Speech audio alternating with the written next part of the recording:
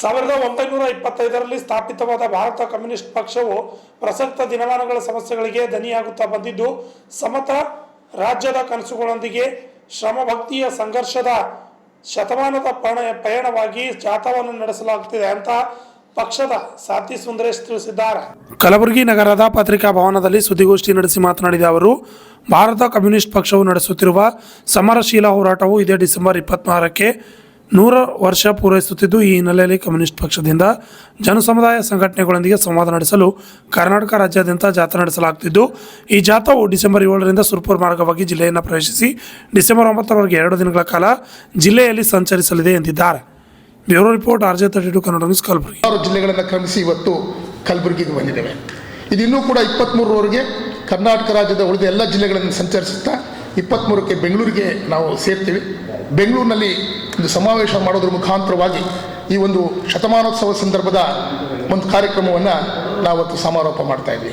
ಬಂಧುಗಳೇ, ತಮ್ಮೆಲ್ಲರಿಗೂ ಗೊತ್ತಿದೆ, ಭಾರತ ಕಮ್ಯುನಿಸ್ಟ್ ಪಕ್ಷ 1925ನೇ ಇಸ್ವಿಯಲ್ಲಿ ಆರಂಭವಾದಂಥ ಸಂದರ್ಭದಲ್ಲಿ ಇಲ್ಲಿ ಈ ದೇಶದಲ್ಲಿ ಬ್ರಿಟಿಷ್ ಸಾಮ್ರಾಜ್ಯಶಾಹಿಗಳು ಆಳ್ತಾ ಇದ್ದರು. ಹಾಗೆಯೇ ಈ ದೇಶದ ಜನಸಾಮಾನ್ಯರು, ದುಡಿಯೋ ವರ್ಗದ ಶೋಷಣೆಯನ್ನು, ಈ ದೇಶದಲ್ಲೇ ಇದ್ದಂಥ ಜಮೀನ್ದಾರಿ ವ್ಯವಸ್ಥೆ ಹಾಗೂ ಫ್ಯೂಡಲ್ ವ್ಯವಸ್ಥೆ ಗಂಭೀರವಾದಂಥ ಜನರನ್ನು ಬಾಧಿಸ್ತಾ ಇದ್ದ ಸಂದರ್ಭದಲ್ಲಿ ಕಮ್ಯುನಿಸ್ಟ್ ಪಕ್ಷ ಒಂದು ಸಮತಾ ರಾಜ್ಯದ ಕನಸುಗಳೊಂದಿಗೆ ಸಮಸಮಾಜ ನಿರ್ಮಾಣ ಆಗಬೇಕು, ಭಾರತ ದೇಶದಲ್ಲಿ ಸ್ವಾತಂತ್ರ್ಯ ಪಡೆದ ನಂತರ ಈ ದೇಶದ ದುಡಿಯೋ ಜನರ ಕೈಗೆ ಅಧಿಕಾರ ಹೋಗಬೇಕು ಅಂತಕ್ಕಂಥ ಆಶಯದೊಳಗೆ 1925ನೇ ಇಸ್ವಿನಲ್ಲಿ ಪಕ್ಷ ಸ್ಥಾಪನೆ ಆಯಿತು. ಆ ನಂತರದ ದಿನಗಳಲ್ಲಿ ಸ್ವಾತಂತ್ರ್ಯ ಹೋರಾಟದ ಭಾಗವಾಗಿ ಹಲವಾರು ನಾಯಕರು ನಿರಂತರವಾದಂಥ ಬ್ರಿಟಿಷ್ ಸಾಮ್ರಾಜ್ಯಶಾಹಿಯ ಒಂದು ದಬ್ಬಾಳಿಕೆಗೆ ಒಳಗಾಗಿ ನಿರಂತರವಾಗಿ ನಮ್ಮ ಪಕ್ಷದ ನಾಯಕರು ಜೈಲು ಸೇರಬೇಕಾಯಿತು, ಹಲವಾರು ಕಾರ್ಯಕರ್ತರು ಬಲಿದಾನ ಮಾಡಬೇಕಾಯಿತು. ಆದರೂ ಕೂಡ ಸಾಮ್ರಾಜ್ಯಶಾಹಿ ಶಕ್ತಿಗಳ ವಿರುದ್ಧ, ದೇಶಿ ಬಂಡವಾಳಶಾಹಿಗಳ ವಿರುದ್ಧ ಹೋರಾಟವನ್ನು ಗಂಭೀರವಾಗಿ ಮಾಡ್ತಾನೆ ದೇಶದ ರೈತರ, ಕಾರ್ಮಿಕರ, ವಿದ್ಯಾರ್ಥಿ, ಯುವಜನ, ಮಹಿಳೆಯರ ಹಕ್ಕುಗಳಿಗಾಗಿ ಹಲವಾರು ಹೋರಾಟಗಳನ್ನು ಮಾಡಿದ್ದು ಇತಿಹಾಸದ ಪುಟದಲ್ಲಿ ದಾಖಲಾಗಿದೆ.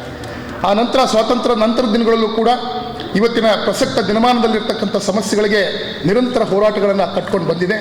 ಅದನ್ನು ಜನರಿಗೆ ಹೇಳೋದ್ರ ಜೊತೆಗೇ ಇವತ್ತಿನ ಸಂದರ್ಭದಲ್ಲಿರ್ತಕ್ಕಂಥ ಸಮಕಾಲೀನ ಸಂದರ್ಭದ ಸಮಸ್ಯೆಗಳಿಗೆ ಒಂದು ಹೋರಾಟವನ್ನು ಕಟ್ಟುವಂಥ ನಿಟ್ಟಿನಲ್ಲಿ ನಾವು ಇಡೀ ರಾಜ್ಯವನ್ನು ಒಂದು ಜಾಥಾ ಮುಖಾಂತರ ಪ್ರವಾಸ ಮಾಡ್ತಾ ಇದ್ದೀವಿ. ಇಂಥ ಸಂದರ್ಭದೊಳಗೆ ನಮ್ಮ ಮುಂದಿರ್ತಕ್ಕಂಥ ಸವಾಲುಗಳನ್ನು ನಾವು ಇವತ್ತು ಯೋಚನೆ ಮಾಡಬೇಕಾಗಿದೆ. ನಮ್ಮ ಪಾರ್ಟಿ ಏನು 1925ನೇ ಇಸ್ವಿಯಲ್ಲಿ ಆರಂಭ ಆಯಿತು, ಅದೇ ಇಸ್ವಿನಲ್ಲಿ 1925ನೇ ಇಸ್ವಿನಲ್ಲಿ ನಾಗ್ಪುರದಲ್ಲಿ ರಾಷ್ಟ್ರೀಯ ಸ್ವಯಂ ಸೇವಕ ಸಂಘ ಕೂಡ ಉದ್ಘಾಟನೆ ಆಗ್ತದೆ. ಸೊ ಎರಡು ನಮ್ಮ ಸಂಘಟನೆ, ನಮ್ಮ ರಾಜಕೀಯ ಪಕ್ಷ ಮತ್ತೊಂದು ಅದೊಂದು ಸಂಘಟನೆ, ಈ ಎರಡೂ ಸಂಘಟನೆಗಳಿಗೆ 100 ವರ್ಷ ತುಂಬಿರೋ ಸಂದರ್ಭದಲ್ಲಿ RSSನ ರಾಜಕೀಯ ಮುಖವಾಣಿಯಾಗಿರ್ತಕ್ಕಂಥ ರಾಜಕೀಯ ಪಕ್ಷ ಆಗಿರ್ತಕ್ಕಂಥ BJP ಇವತ್ತು ಕೇಂದ್ರದಲ್ಲಿ ಅಧಿಕಾರದಲ್ಲಿದೆ. ಈ ಸಂದರ್ಭದೊಳಗೆ ನಾವಿವಾಗ ದೊಡ್ಡ ಸವಾಲುಗಳನ್ನು ಎದುರಿಸ್ತಾ ಇದ್ದೀವಿ. ಯಾರು ನಿರಂತರವಾದಂಥ ಕಾರ್ಮಿಕರ ಹಕ್ಕುಗಳಿಗಾಗಿ ಹೋರಾಟ ಮಾಡಿ ಕಾರ್ಮಿಕ ಹಕ್ಕುಗಳನ್ನು ಪಡ್ಕೊಂಡಿದ್ವೋ ಅದನ್ನು ನಾವಿವತ್ತು ಕಳ್ಕೊತಾ ಇದ್ದೀವಿ. ನಾವು ಈ ದೇಶದಲ್ಲಿ ಸಮಸಮಾಜ ನಿರ್ಮಾಣ ಆಗಬೇಕು ಅಂತಕ್ಕಂಥ ಆಶಯದೊಳಗೆ ಕಮ್ಯುನಿಸ್ಟ್ ಪಾರ್ಟಿ ಕಟ್ಟಿದ್ದೇವೆ.